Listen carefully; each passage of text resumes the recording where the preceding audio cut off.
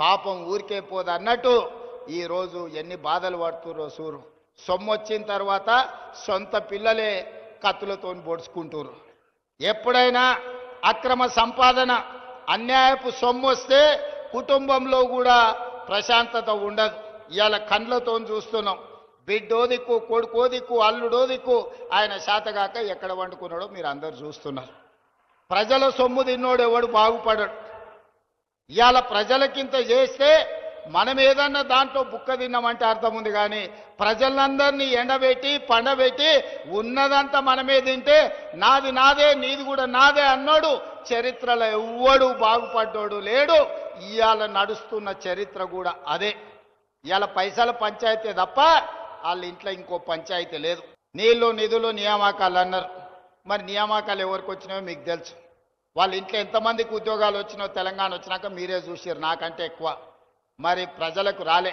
అందుకే 10 ఏళ్ళు ఖాళీలుగా ఉన్న ఉద్యోగాలను భర్తీ చేయాలని వచ్చిన సంవత్సరం నుంచే, వచ్చిన రోజు నుంచే మొదలుపెట్టి సంవత్సరం తిరిగే లోపల తెలంగాణ రాష్ట్ర ప్రభుత్వంలో 60,000 ఉద్యోగ నియామకాలు చేపట్టి ఎల్బీ స్టేడియంలోనే ప్రజల సాక్షిగా 61,000 మందికి నియామక పత్రాలు ఇచ్చినాం. గ్రూప్ 1లో మనం ఉద్యోగాలు ఇస్తే 15 ఏళ్ల నాటి ప్రభుత్వం నియామకాలు చేపట్టలే. మా అక్కలు చెప్పాలి, మీ తమ్ముడో మీ అన్న రేవంత్ రెడ్డి ముఖ్యమంత్రి అయినాక ఏ బస్సులన్నా మిమ్మల్ని ₹1 అడిగినరా? అక్క అడిగినరా? మా ఆడపిల్లలు చెప్పాలి. ₹1 టికెట్ అన్న పెట్టిరా? 8,100 కోట్ల రూపాయలు ఈ 2 ఏళ్లలో మీ బస్సు కిరాయి పైసలు ఈ ఇందిరమ్మ ప్రభుత్వం కట్టింది.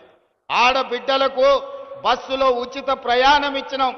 బస్సులో ఉచిత ప్రయాణమే కాదు, 1000 బస్సులకు మా అక్కలు అడిసేయుతుంది. 1000 బస్సులకు మా ఆడబిడ్డలను యజమానులను చేసినాం. అదేవిధంగా సోలార్ పవర్ ప్రాజెక్టులు ఇచ్చినాం. ఇవాళ పెట్రోల్ బంకు కోసం ఇవాళ వాళ్ళకు జగా ఇచ్చినాం. సంఘాలు పెట్రోల్ బంకులు నడుపుతున్నాయి, సంఘాలు విద్యుత్ ఉత్పత్తి చేస్తున్నాయి, సంఘాలు ఆర్టీసీ బస్సులు నడుపుతున్నాయి. సంఘాలు చెయ్యని లాభసాటి వ్యాపారమే లేదు. ఈరోజు 65 లక్షల మంది ఆడబిడ్డలకు ఈరోజు ఇందిరమ్మ చీరలు ఇచ్చినాం. పండుగ పూట నాడు చీర సారె పెట్టేది తెలంగాణ సాంప్రదాయం. ఆ సాంప్రదాయాన్ని పాటించి తెలంగాణ గ్రామీణ ప్రాంతాలలో 65 లక్షల చీరలు ఇచ్చినాం. చీరలు మనం 1 కోటి ఆర్డర్ ఇస్తే ఇప్పటికి 65 లక్షలే వచ్చినాయి. అందుకే గ్రామీణ ప్రాంతాలలో ఇవ్వండి. మళ్ళీ ఎండాకాలం మార్చిలో మున్సిపాలిటీలలో మిగతా 35 లక్షలు. అందుకే ఈనాడు 1 కోటి మంది ఆడబిడ్డలకు 1 కోటి చీరలు పంచడమే కాదు, 1 కోటి మంది ఆడబిడ్డలను రాబోయే 10 ఏళ్లలో కోటీశ్వరులను చేసి నగదు మా ఆడబిడ్డల చేతుల్లో ఉంటే ఆ కుటుంబం గౌరవం ఉంటుంది. ఆ కుటుంబంలో పిల్లలు చదువుకుంటారు, ఆ ఇంటి మర్యాద నిలబడుతుంది. అందుకే ఆడబిడ్డల్ని కోటీశ్వరులను చేసే బాధ్యత మా ప్రభుత్వం తీసుకున్నది. ఆడబిడ్డలు ఆశీర్వదించారు కాబట్టే ఈరోజు రాష్ట్రం సుభిక్షంగా ఉంది. వానలు అవసరం అడిగిన దానికంటే ఎక్కువ వర్ణదేవుడు మనకు నీళ్ళు ఇచ్చాడు. 2 ఏళ్లలో ఎప్పుడైనా వర్షం ఇంతగానం చూసిర్రా? ఎక్కడ ఆడబిడ్డలు సంతోషంగా ఉంటారో అక్కడ పాడి పంటలు సమృద్ధిగా పండుతాయని పెద్దలు చెప్పారు. ఇవాళ తెలంగాణ రాష్ట్రంలో ఆడబిడ్డలు సంతోషంగా ఉన్నారు కాబట్టే మన రాష్ట్రంలో వర్షాలు సమృద్ధిగా ఉండి ఈరోజు పంటలు పండుతున్నాయి. దేశంలోనే వరి పంట మొదటి స్థానంలో తెలంగాణ రాష్ట్రం నిలబడ్డది. పండించిన పంట నాడు ఊరేసుకుంటే ఊరేసుకున్నట్టే ఆయన అన్నాడు. చివరి గింజ వరకు నేను కొంటాను, సన్న వడ్లు పండించండి, 500 బోనస్ ఇస్తాని ఇవాళ రైతులు పండించిన సన్న వడ్లకు ₹500 బోనస్ ఇచ్చినాం. మరి ఆ సన్న వడ్లు ఎక్కడికి పోయినాయి?